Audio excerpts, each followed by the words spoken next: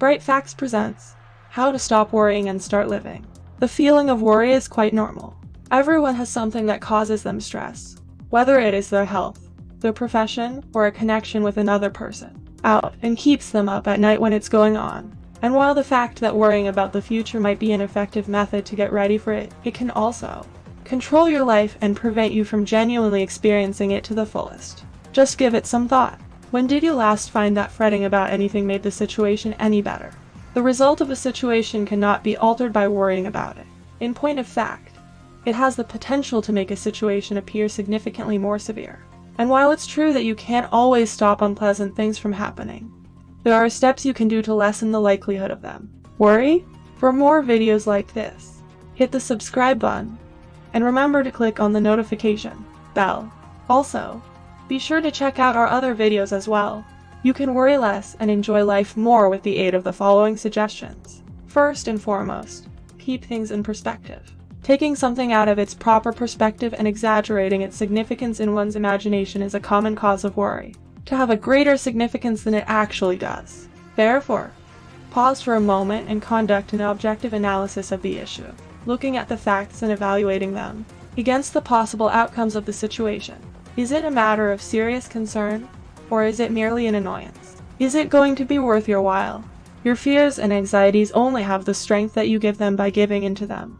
You can combat your fears and anxieties by dissecting them, investigating where they come from, and taking action, and asking yourself whether or not they make logical sense. The second piece of advice is to put your attention on the solutions rather than the issues. The next time you find yourself worrying, rather than ruminating on the issue or the way you're feeling, try to focus on anything else, as though you absolutely need to find a solution right away.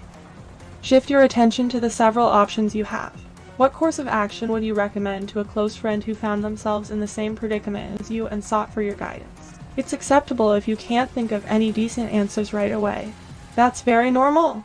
In order to handle difficult challenges, it is frequently more effective to break things down into more manageable chunks. With one swift motion, consider a problem piecemeal, analyzing each component and how it could be resolved on its own before moving on to the next, before putting the pieces of the puzzle together to form the whole solution.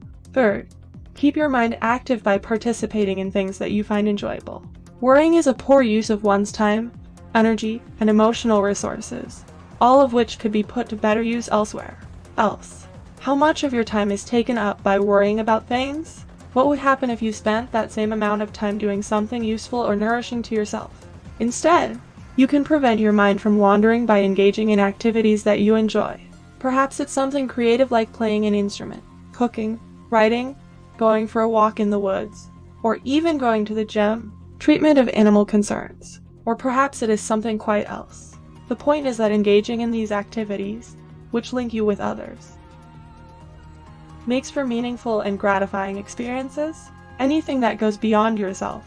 When we are linked with something worthwhile, our minds are better able to focus on the task at hand. Try not to let your mind wander to anxious or worrying thoughts. Fourth, keep your attention on the here and now. Stay in the here and now, and do your best to avoid projecting unwarranted meaning onto the unfolding of events, as well as circumstances that have not yet played out.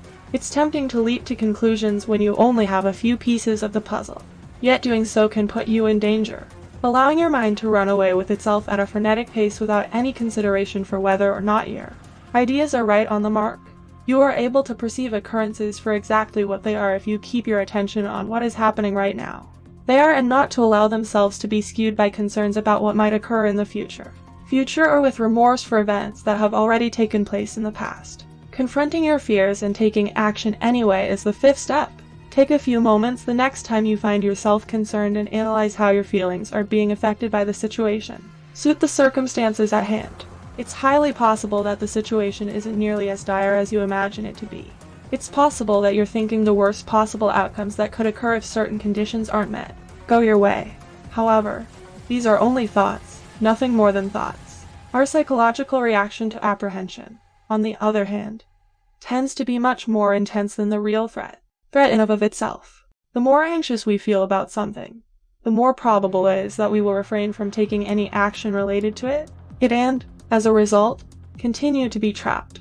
It is healthy to acknowledge and accept your feelings of fear, The important thing is to not let those feelings hold you back. Doing anything about it. You will be able to triumph over anything once you have mastered the ability of taking action in spite of your fears, regardless of the magnitude of the obstruction. The sixth piece of advice is to surround yourself with positive people. Relationships are essential, and the people you surround yourself with have a significant impact on both who you are and how you behave. It is important to have a support system that contributes to your overall happiness and well-being.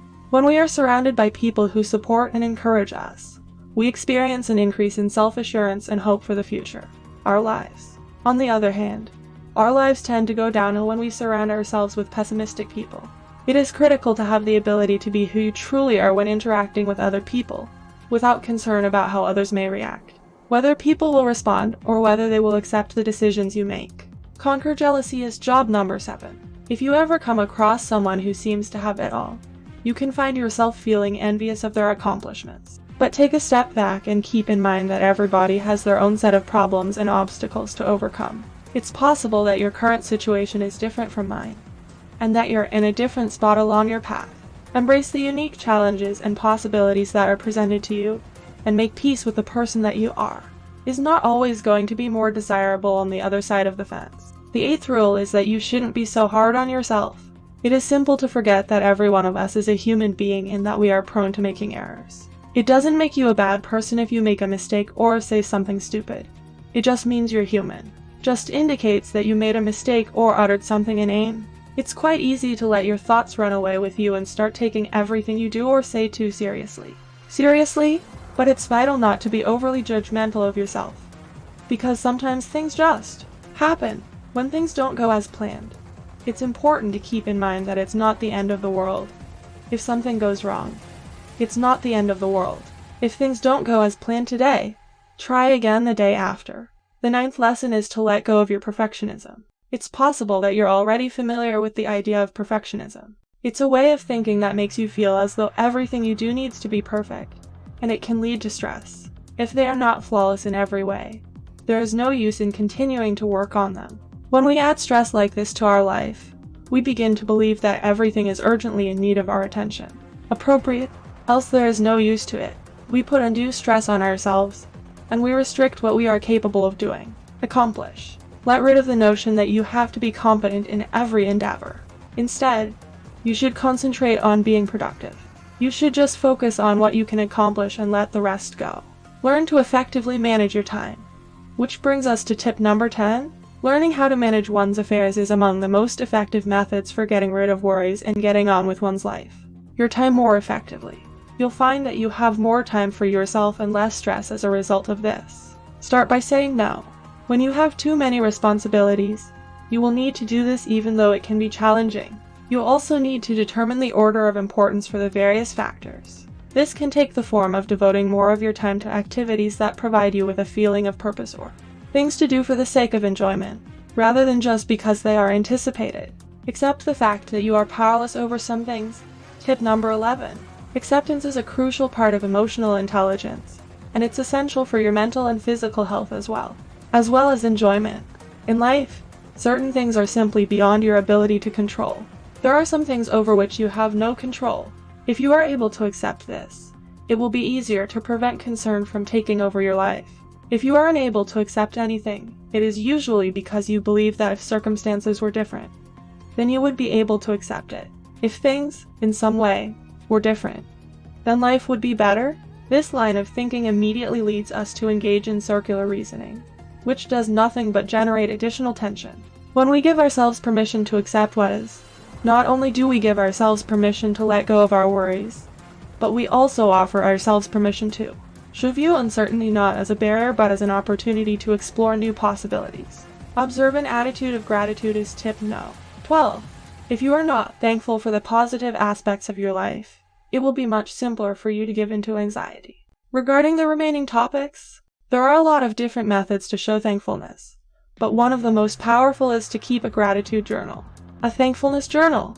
It is an excellent method for bringing to mind the things that you have achieved or the possessions that you value. Every day, jot down at least 3 things that you are grateful for in this journal and keep it close by. This is something that may be done either right before you go to bed or first thing when you wake up in the morning. The objective is to be mindful of something each day that fills you with happiness and reminds you why life is worth living. Worrying about tomorrow won't make tomorrow any easier. Nevertheless, it will make today more difficult. The encouraging thing is that worry is merely a mental habit that can be broken. You have it within you to make your life better and more peaceful, and you may use this power to make your own life happier. Joy and appreciation. If you thought this video was entertaining, show it some love by giving it a thumbs up and spreading the word about it among your social networks so that we can keep making them. We appreciate you watching.